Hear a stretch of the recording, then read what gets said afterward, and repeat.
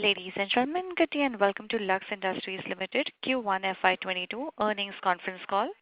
This conference call may contain forward-looking statements about the company, which are based on the beliefs, opinions, and expectations of the company as on date of this call. These statements are not the guarantees of future performance and involve risks and uncertainties that are difficult to predict. As a reminder, all participant lines will be in the listen-only mode. There will be an opportunity for you to ask questions after the presentation concludes. Should you need assistance during the conference call, please signal an operator by pressing star and 0 on your touchtone phone. Please note that this conference is being recorded.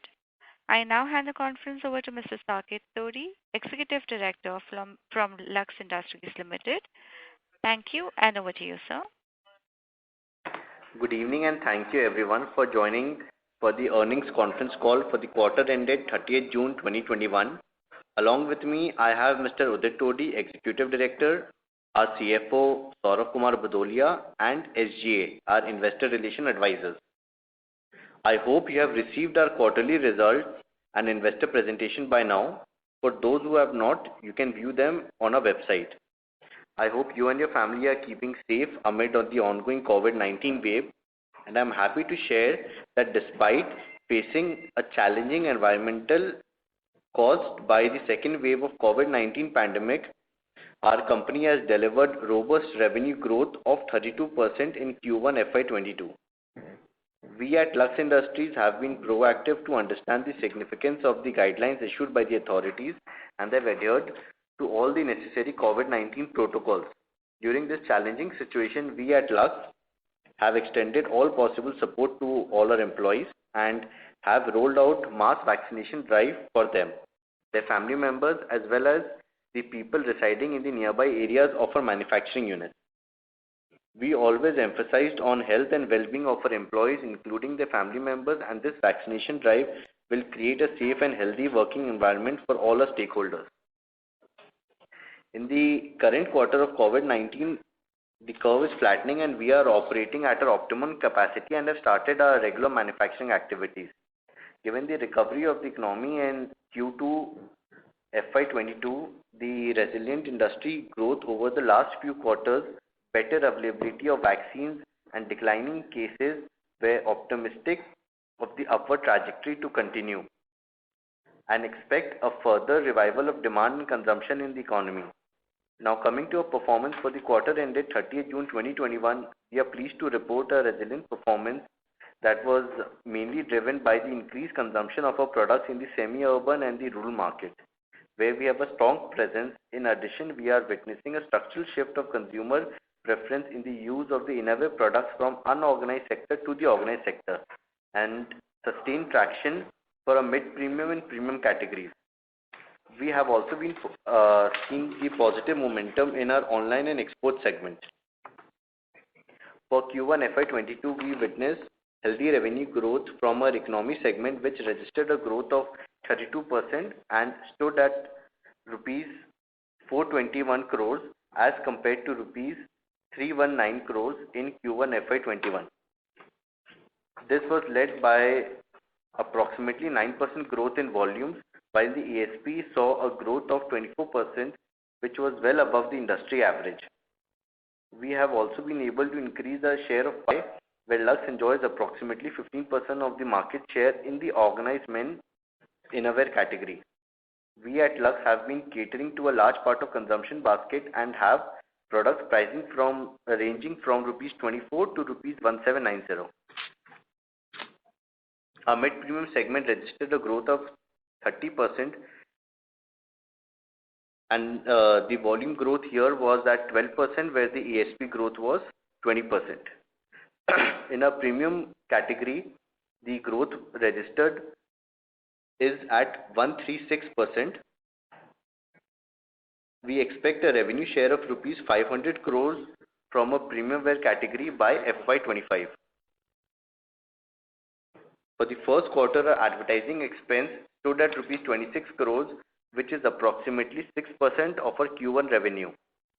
As guided earlier, for FY22, we will gradually be reinstating our ad spend back to 7 to 8% of our revenue. But seeing the pandemic situation of the current year, we might even revise it back to 6 to 7%. Advertisement and marketing have been one of the key pillars in building a brand equity. Starting FY17 till quarter 1 FY22, we have invested rupees 667 crores, which is approximately 8% of our revenues, and we have been able to generate rupees 16.47 on every rupee ad spent. With this, I will now ask Mr. Udit Todi to share his thoughts. Hello, good afternoon and a very warm welcome to everyone. I hope everyone is keeping safe and healthy during this situation. The results of the first quarter FY22 demonstrate the resilience of the company's diversified portfolio that caters to large parts of the consumption basket. We have achieved better than expected performance for the quarter ended 30th June 21, not only from a top line point of view but also from the profitability point of view. Despite being present in an industry where there are a large number of unorganized and small scale manufacturing units, we have been able to establish and leverage our parent brand Lux in a way that we have not only been able to gain market share from the unorganized sector but also penetrate in the organized sector space. Today, Lux is present across various market segments, which has led to risk mitigation, higher growth and increased penetration across various market segments.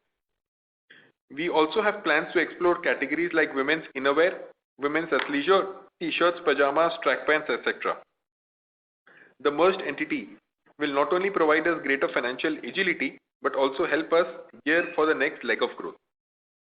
On the supply chain aspect, we have one of the largest distribution networks in this industry, having a strong presence in north, east and western parts of the country. Our distribution network of approximately 1170 distributors, 12 depots and 2 lakh plus retail outlets across India has helped us in the last mile delivery of our products also during this pandemic. Going ahead, it will be our effort to further invest and improve our distribution and expand presence in the South India market. We have a fill rate of 95% against the industry average of 80%. We continue to endeavor healthy profitability ratios by focusing on better product mix and rational cost optimization. Over the last few quarters, we have been able to continuously optimize our working capital cycle. Our working capital days as of 30th June 21 stood at 165 days, which is lower by 13 days as compared to 30th June 2020. As the business is very much seasonal in nature, so in the near term, we expect it to be in the similar range of March 21, which was approximately 120 days. We expect healthy growth in our revenues in FY22 as we are placed to capitalize on the ongoing upturn in the hosiery industry, and going forward, we will continue to provide newer products that are fashionable with the best quality and comfort.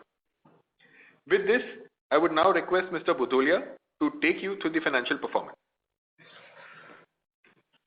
Thank you, Udit. Our company reported a strong performance for the quarter 30th June 2021.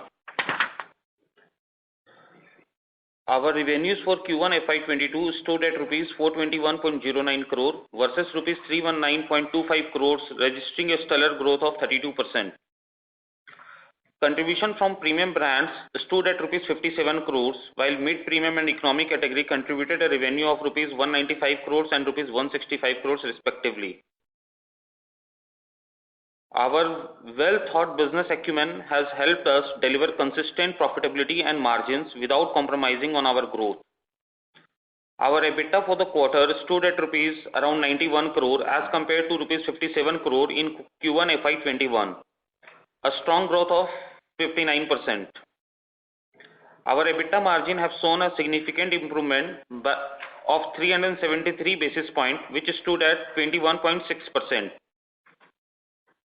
Our PAT for the quarter stood at rupees 63.72 crore versus rupees 37 crore in quarter 1 FY21, which registered a growth of 73%. PAT margin for the quarter stood at 15%, showing an improvement of 360 basis points compared to 11.5% in the same period last year. Our revenue contribution from export sales is at 9%, while domestic sales contribute to 91%. We have a strong export presence in around 46 plus countries. The region-wise revenue split is as follows, led by Northern India and Eastern India with 27% share, followed by Western India 25% and Central India 19%. While revenue split from segment stood as follows, mid-premium 47%, economy 39% and premium 14%. We have sufficient cash reserve which will not only be utilized to meet the company's growth requirement but also to reward our shareholder on a timely basis. Over the years, our prudent financial decisions have not only helped us reduce debt but also become a net cash company. Please note the numbers highlighted in the speech and the presentation are consolidated number post completion of merger with our group companies. On the CSR front, for the quarter, the company has till now 0.2 lakhs, while we are expecting a budgeted number of CSR for the complete year should be in the range of 4.5 crore. Out of which company has already given a commitment to support Tata Medical Center for rupees 2.5 crore for one operation theatre, including infrastructure and medical equipments. With this, we will now open the floor for question and answer. Thank you very much.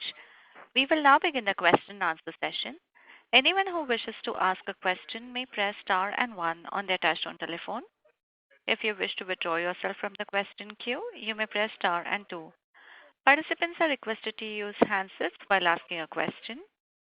Ladies and gentlemen, we will wait for a moment while the question queue assembles.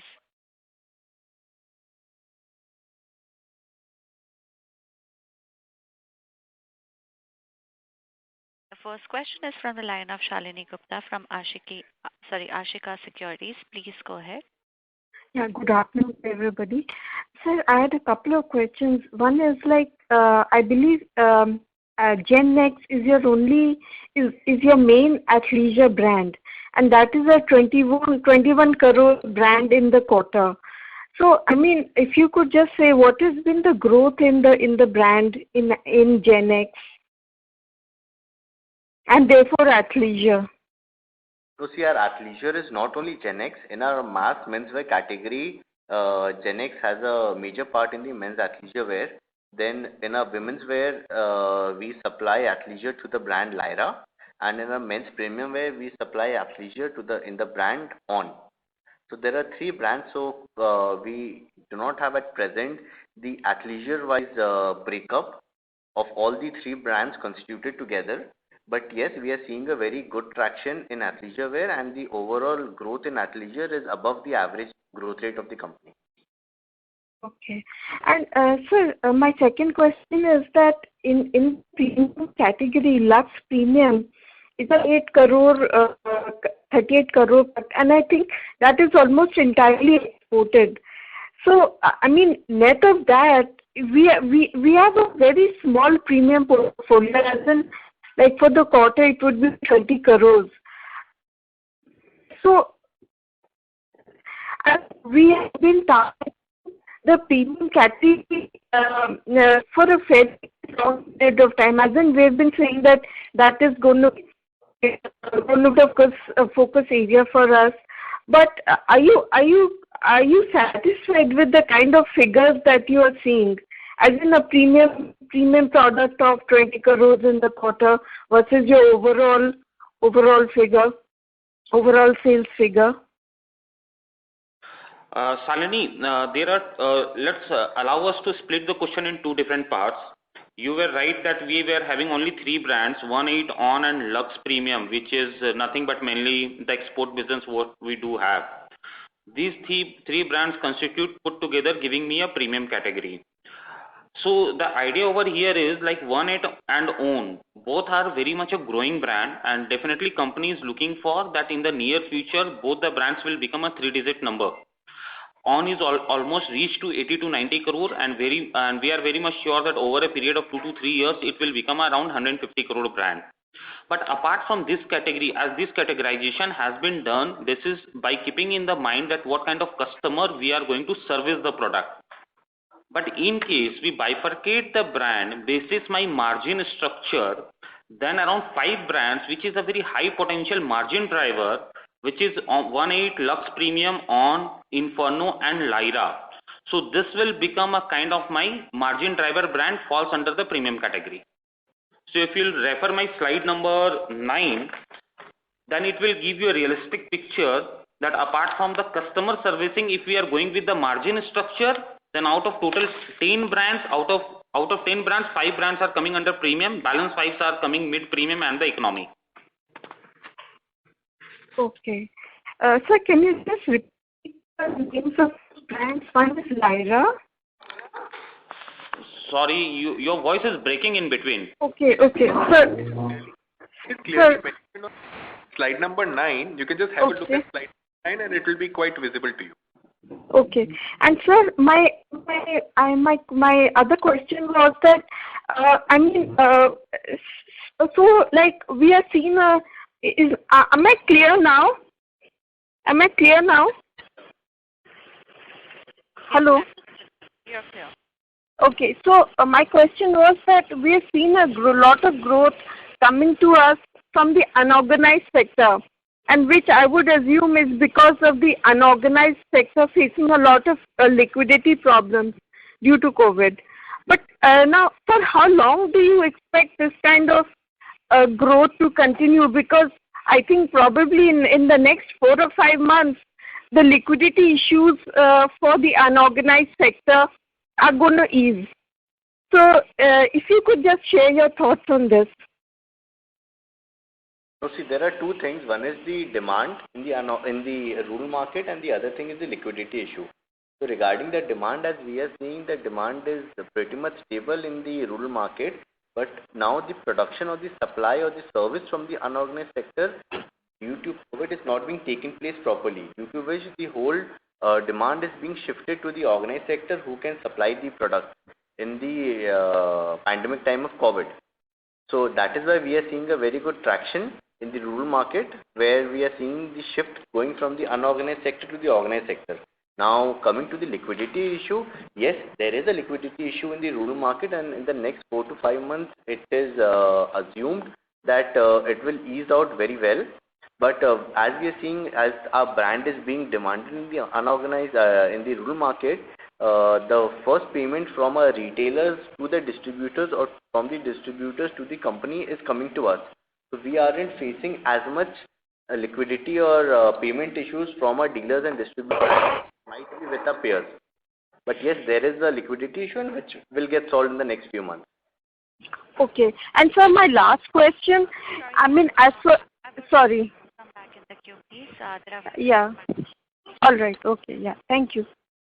The next question is from the line of Vaishnavi Mandania from Anand Rathi. Please go ahead. Yeah, hi.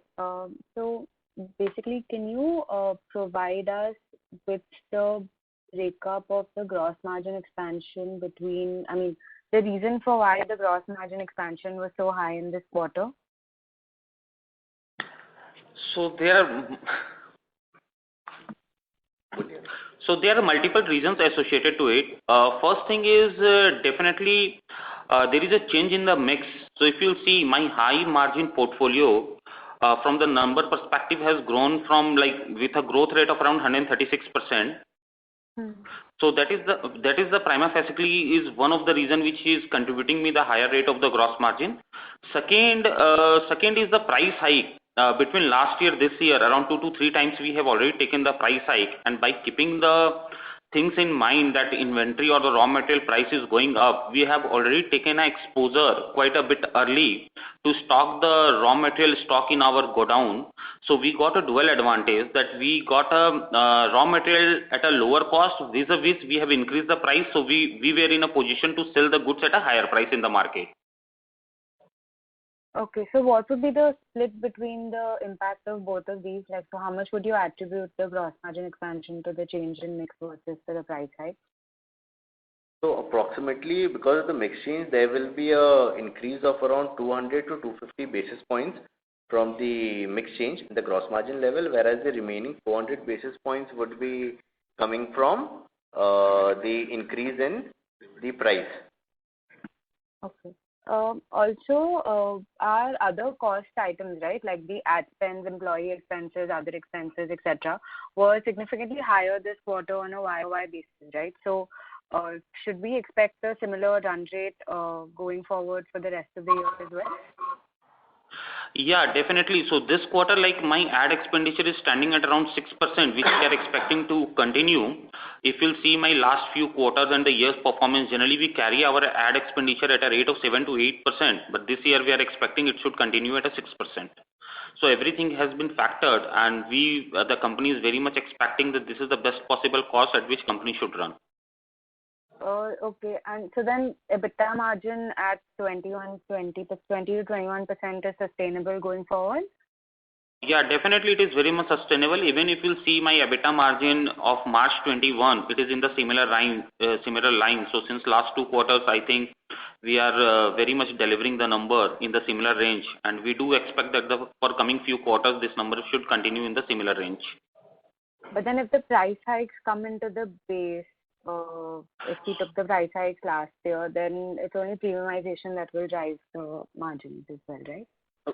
No, see, the price hike, the actual effect of the price hike was from the Q4 of the last financial year. So for the first 3 quarters, there will be a higher ASP growth in comparison to the first 3 quarters of the last financial year. But if the cost of the product has increased by, for an example, the cost of the product has increased by 10%, then we have tried to increase the price by 11 to 12%. So there has been an incremental increase in price above the cost of a product. So that is the gain which we are gaining in a gross margin, plus there's a mix change. Okay. So 20 to 21% EBITDA margin is sustainable? Yes, very much. Okay. That's it. Thank you. Thank you. Thank you. The next question is from the line of Himanshu Iyer from Yes Securities. Please go ahead. Yeah, hi team. Congratulations on a great performance. So firstly, just a clarification, this 20 to 24% pricing growth that you're talking about, are these actual increase in realizations or price hikes that you have taken, or is there some mixed impact here as well, that within the mid premium you have sold the higher realization products more? So Himanshu, as you see the product, we have already stated this previously also, that the mix has changed. And when the mix changes, so for example, last year this time, say ONN as a premium wear brand or Lyra as a ladies wear brand was not selling much because of the lockdown scenario. The urban areas was not much open, which in this current lockdown we saw that as soon as the lockdown was lifted, ladies wear, men's premium wear, everything started to sell. So obviously the product mix changed. So earlier outerwear was not selling much, whereas this year outerwear is also selling much. So yes, when the product changes, there is a change in ASP as well, and at the same time there has also been an increase throughout the range of products because of the increase in raw material prices. Okay, so but if you can give a number as to what would be the price hike, say versus last year on the same product. It is difficult to put an exact number to it, but to give you a sense about in the 24%, I'm believing about 15% should have been due to the price hike, whereas about 10% should be due to change in products. Understood. Got it. Second question would be to understand your philosophy with regards to gross margin. Like in the current environment, we've grown well, gross margins. Over the last couple of years, we've seen a significant expansion. So do you think we are at the risk of losing out on some growth prospects or market share going forward, given that we are running at a much higher gross margin level now? Do you think you could have taken a slightly lesser price hike and maybe driven growth? So just wanted to understand whether your aggressive price hikes, in your view, are impacting growth in any way or not. So Himanshu, even if you look at the growth figure, this quarter we've achieved about 32% top line growth, and even if you look at the overall industry growth, we were pretty sure that the industry will not be growing at this higher rate. So we are definitely gaining market share. There is no two ways about that. And even despite the price hike, we've always kept this at the back of our head that, at no point of time are we willing to lose out on market share. So, whatever price hikes are taken are always taken keeping in mind that, market share is something which we have to gain, not lose. And we've consistently done that over the past few quarters. So, we can be rest assured from that point of view that all the price hikes which are taken, the decisions are taken after seeing the market situation and keeping in mind the fact that we should not lose out on our growth. And overall, if you even look at the current quarter, the growth has come in quite well only. Understood. Just a follow-up on that growth that you are talking about for the current quarter. We've seen a lot of companies talking about the stress especially in the month of May, where semi-urban and rural markets also were impacted by the pandemic. So, what explains this strong growth? Do you think that we could have done even better than this if not for this pandemic? Because your numbers don't seem to be impacted by this to a large extent. So see, there are two ways to look at that. A, definitely had the pandemic not been there, the top line would have been considerably higher. We have lost out on a good number of working days. And B, if you also look at that fact that last year, again during the lockdown, the flavor of the lockdown was very different. Last year in the lockdown, urban cities were not quite open. Whereas in the current lockdown scenario, we have seen demand coming in from the urban side as well.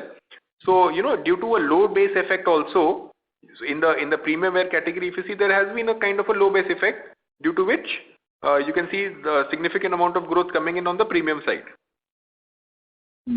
Understood. Just my final question would be on the working capital front. Again, we have seen a very strong improvement out there. So, just wanted to understand, are there any structural changes that you have done in the way you work with your dealers, etc., in terms of receivables? And are you, working with a much lesser level of inventory? So, just wanted to understand how much improvement over the long term we can see. What's a steady state number for you on this side? So Himanshu, as you will see, like in the March itself, we have achieved a working capital days of around 122 days, and still, like, we are very much expecting that similar kind of number we should deliver in the current year. Yeah, definitely there is some level of the scope to improve the working capital further, but it will take its own time. Immediately, if you'll ask me between 12 to 15 months, any kind of working capital further improvement, it's very difficult or it's challenging. Understood. All right, sir. That's it from me. Thanks and all the best to you guys. Thank you. The next question is from the line of Ankit Kedia from Phillip Capital. Please go ahead. Sir, I have two questions. First is on the inventory. You mentioned you are sitting on the low-cost inventory, which would have helped in, margin expansion. So how much more inventory do we have in the system, and have you started to buy the high-cost inventory now? So still, Ankit, still we have a similar level of the inventory which we are carrying. So it is a kind of vicious cycle. Like we are always buying the inventory at the lower price, whereas we are increasing the price of our products. So once we take the once we buy the inventory, basis that we decide how much is the price hike we are going to do for the future. Right. So on a continuous basis, my consumption will be at a lower cost as compared to the price at which I am selling the product in the market. Sure, but I just wanted to understand, yarn prices are up by 20-30% in last 6 months. So currently, are we, what is the old cost at December or January inventory still there in the system? Because we have taken a price hike in the month of March, and incrementally now, as you all alluded, already the price hike is much more than the raw material price increase we have taken. So I believe the next price hike will come after 5-6 months and not immediately if the raw material prices stabilizes from here on. And hence, I just wanted to know what is the low-cost inventory in the system. So just to add on to it, for the next 2 quarters, majority of our sales come from the winter wear products. And in the winter wear, we start our manufacturing from December last year. So whatever yarn which we have procured for manufacturing in December was at low cost. Then January the cost increased more. Then sequentially it has increased more over the next 6 months from December. So but the product of the winter wear product which we are selling right now is at the cost, is at the price which is currently prevailing in the market. So we'll get that advantage over the next 2 quarters in the winter wear segment at least. that our cost of production will be very low, and in comparison to that, our gross margins would increase. And similarly, now coming to the innerwear segment, yes, innerwear segment for the next 2 to 3 months, we would easily assume that we will be able to consume all our yarns at the lower price, and the pricing in the market is being done according to the current market price. Sure, that's helpful. My second question is on the premium products. What is the strategy there? We are setting up a distributor network instead of a wholesale channel for the premium portfolio. So which markets are we targeting? Are the counters similar to our entry-level product counters, or what in next 3 years from the south market or from the other markets? How are we looking to penetrate the stronghold of some of the other competitors who are there in the distribution network? Yes, see, our premium wear product is majorly sold in a distribution-led channel rather than a wholesale-led channel.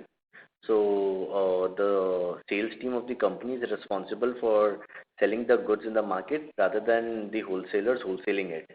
So that is a structural difference in selling the products, number one. And secondly, we are planning to enter into the South Indian market on a very organized basis. So it is a long-term program, and I think so you can see South India getting compared to the other parts of the country in the next 4 to 5 years. So just to take the point ahead, what is the current distributor strength we have, and also from the EBO channel, the strategy which we have, how will that club in with the premiumization? Just to so in 3 years' time, what could be the share of premium products we are looking at predominantly, because that mix change will also help in the margin expansion. So Ankit, currently we have around 1170 plus distributor, close to 1200.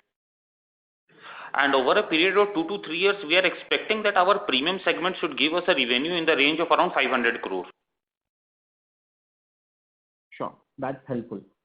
Thank you so much and all the best. Thank you. Participants, to ask a question, please enter star and 1 on your touchtone telephone. The next question is from the line of Dhruv Bhatia from BOI AXA. Please go ahead. Hi, good evening, sir. So first question is, I want to take you to the slide 9 of your presentation. This presentation of PBT margins you have broken down between certain of the brands versus the last presentation. It seems to suggest that the PBT margin band which you have given for brands like One8, Lux Premium On is now 22 to 26% versus the last quarter where you had mentioned the band to be 18 to 21. Same was 15 to 21 for Gen X and Lux Cozy versus last quarter. So I mean, all the three brand segmentations, you have inched up the margin band. Could you just talk about why that has been so, and why you're not then guiding for better EBITDA margins as well for the company? So no, this basket has been changed mainly because of the incremental margin. Because earlier the product which were delivering say 12, 13, 14%, now it is coming under the 15% basket. And similarly about the different other basket from 15 to 21 and 20 to 26. So it is mainly because of the price hike.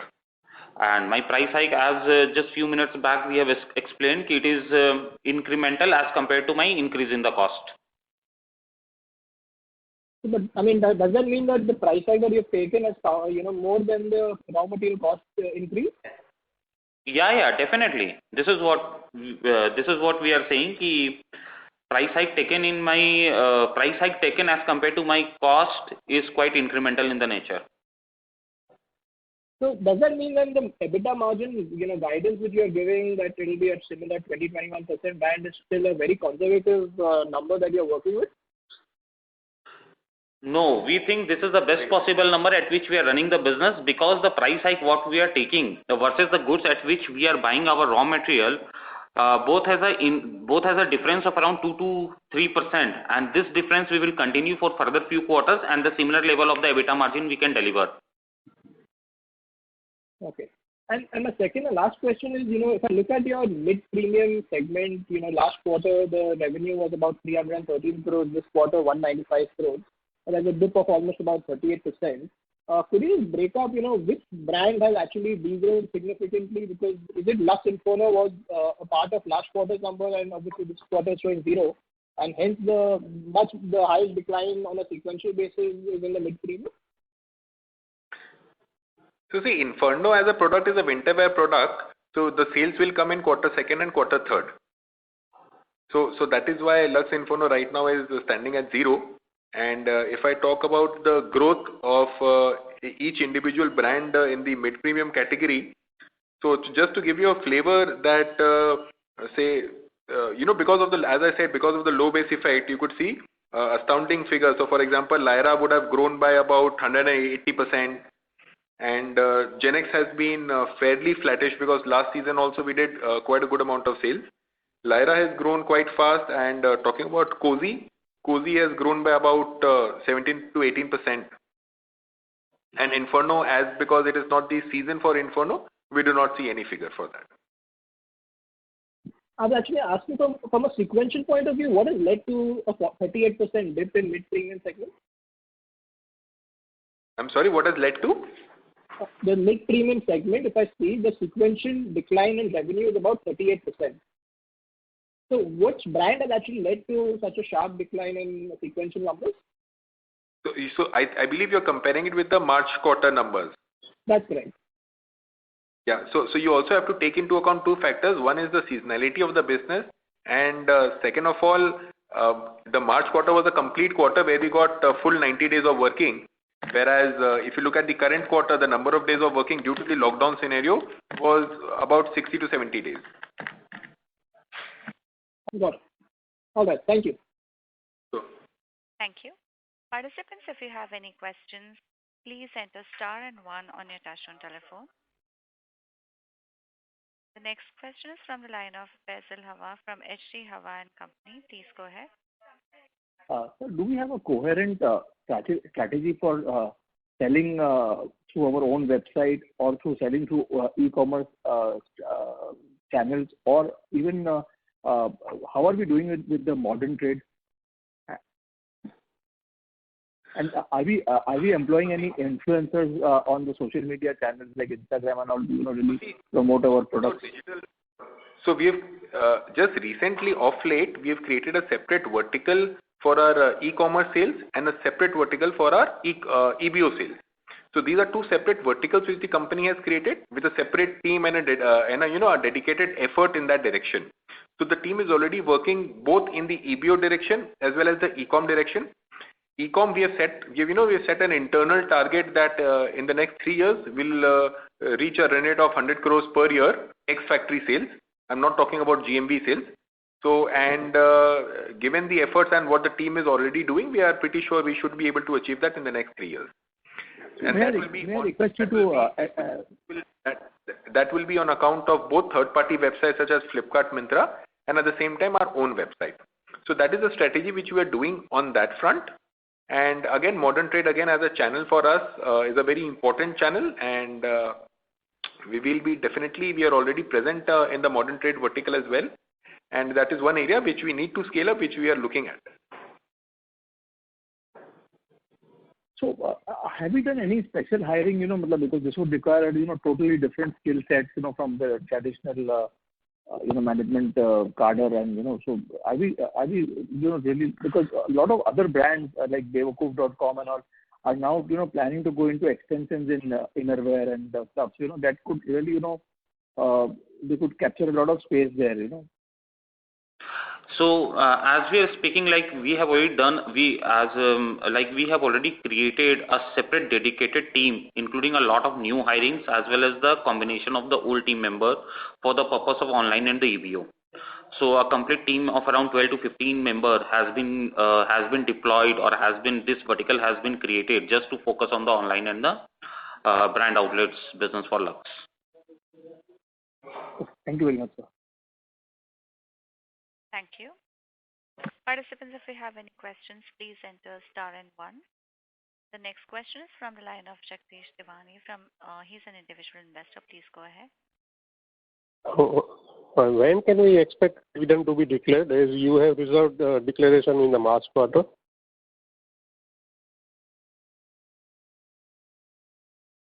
Hello? So we are in our next board meeting we are planning to go with the board and we'll give our proposal, and this is the board direction. We'll go for we will take the decision for the purpose of dividend. Thank you. Thank you. The next question is from the line of Ankit Kedia from Phillip Capital. Please go ahead. Then on the cost savings, for the two companies we have merged of the promoter group. So how much of that, synergy benefits already there in this quarter, and over the next 2 to 3 quarters, how much more synergy benefits could come in the system? So around 100 to 100 basis point of the cost saving is already being factored in the P&L, and we believe that this is the range which will continue for the few quarters. So already this quarter we have seen that benefit of 100 dips in our margin. Yeah, right. Understood. Thank you so much. Thank you. The next question is from the line of Indrajit Yadav, individual investor. Please go ahead.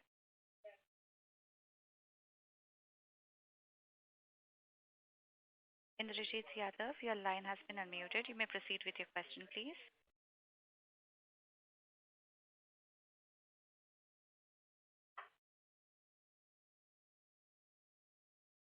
Indrajit Yadav, please unmute your line and proceed with your question.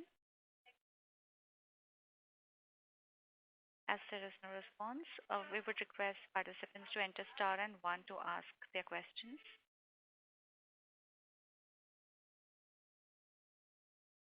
We have a question from the line of Arpit Shah from Stallion Asset. Please proceed. Hi, congratulations for a good set of numbers. I just one question. What would be your sales mix from the wholesale channel versus the distribution channel currently?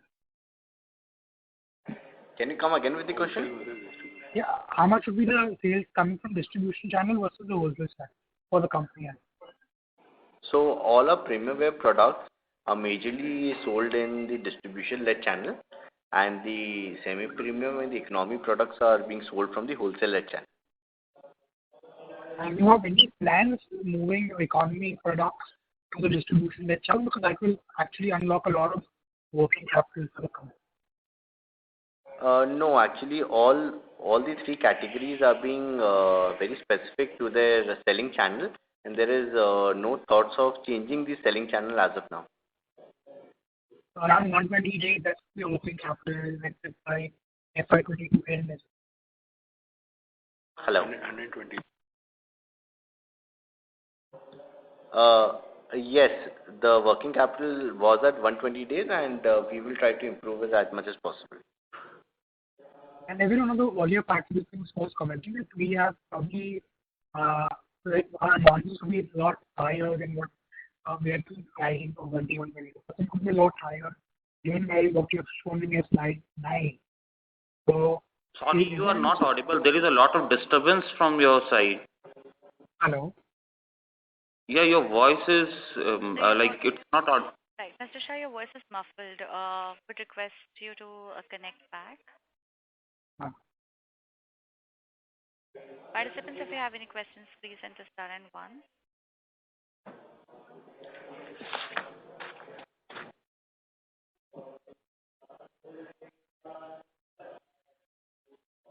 As there are no further questions, I would now like to hand the conference over to management for their closing comments. I take this opportunity to thank everyone for joining on the call. I hope we have been able to address all your queries. For any further information, kindly get in touch with us or Strategic Growth Advisors, our IR advisors. Thank you once again. Thank you very much. On behalf of Lux Industries Limited, we conclude this conference. Thank you for joining us, and you may now disconnect your lines.